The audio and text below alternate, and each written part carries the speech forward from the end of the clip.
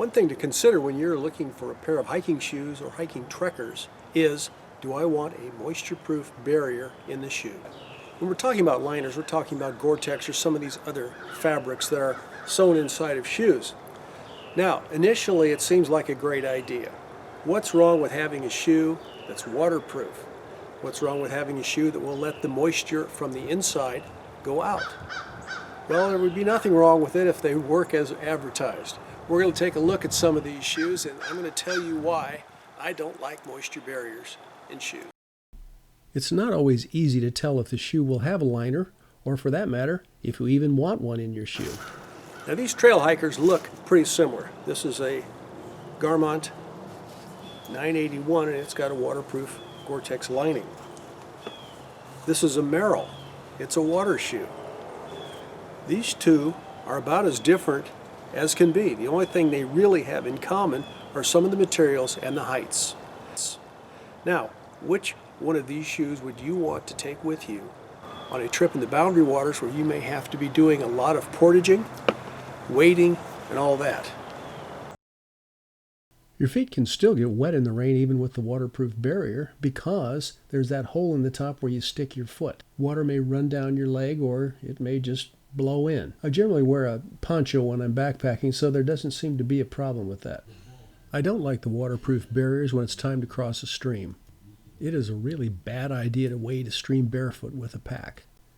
So if you cross the stream, get your feet wet, they're going to stay wet. The moisture barrier is going to hold the water in, but the non-waterproof boots will have a place for the water to go out of, so as you walk along, it'll probably smush the water out the sides or through the mesh.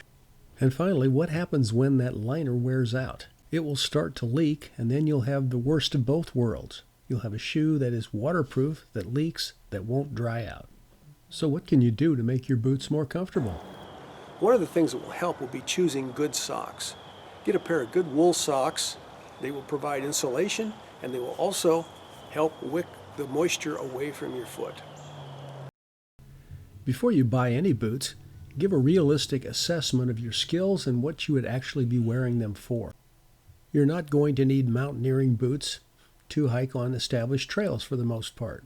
You may find that a pair of just normal leather boots will serve you very well. In fact, they might be the best choice. If you anticipate doing a lot of wet weather hiking, get boots designed for that. The rubber bottom leather top boots made by LL Bean and Sorel are very good for wet, marshy areas. If you're going to be in standing water a lot, get some muck boots or knee-high rubber boots. I did my first backpacking trip in 1971, and the equipment has changed drastically.